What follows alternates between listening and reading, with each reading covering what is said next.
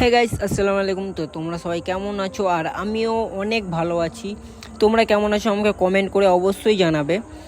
আর এই কদিন ধরে ভিডিও পোস্ট করছি, তোমরা অনেক ভালোবাসা দিচ্ছ, আর আমি চাই এরকম ভালোবাসা আমাকে সবসময় দাও।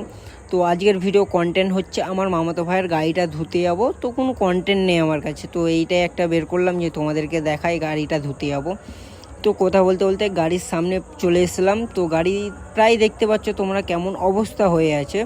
তো গাড়িটা ধোয়ার পর কেমন লুক আসছে তোমরা ওইটা দেখার জন্য লাস্ট পর্যন্ত ওয়েট করে আর আমার ভিডিওটা পুরোপুরি ওয়াচ করবে। আমার এইটুকু বিশ্বাস আছে যে তোমরা আমার ভিডিওটা পুরোপুরি ওয়াচ করো। আর গাড়িটা আমার মামাতো ভাই ব্যাক করে নিল। তো ব্যাক করে নিয়ে যাওয়ার পর আমি আবার যাব সিটে বসবো। বসার পর আমরা বেরিয়ে যাব গাড়ি ধোয়ার জন্য।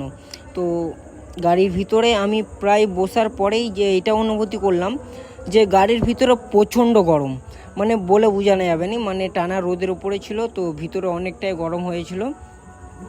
তো দেখতে পাচ্ছ আমার মুখের কথাবার্তা শুনে, তো আমি লাস্টে রেকর্ড করছি, কেন ব্যাকগ্রাউন্ড থেকে অনেক সাউন্ড আসে, তো ওই জন্য ভাবলাম যে লাস্টে রেকর্ড করব। তো এবার আমার ড্রাইভিংয়ের পালি, তো আমি ড্রাইভিং করছি আর আমার মামাতো ভাইকে দিয়েছি, ও ক্যামেরা করছে। তো আমি যতক্ষণ ড্রাইভিং করছি কিন্তু একটা শর্ট মিউজিক অ্যাড করে দিচ্ছি, তোমরা মিউজিকটা এনজয় করো।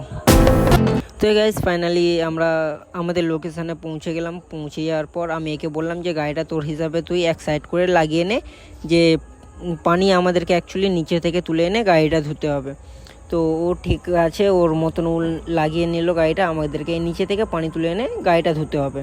তো গাড়িটা এখানটায় লাগিয়ে নিল। তো এখান থেকে আমি ভিডিওটা কাট করে একটু তোমাদেরকে শর্টে দেখিয়ে দিই যে গাড়িটা ধোয়া স্টার্ট করুক। ঠিক আছে, চলো।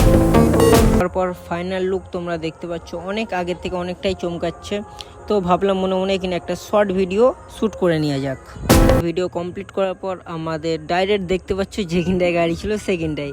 তো আমরা এখানটায় গাড়িটা রেখে আজকের মতন ব্লগ এখানটায় এন্ড। চলো, বাই বাই, আল্লাহ হাফিজ।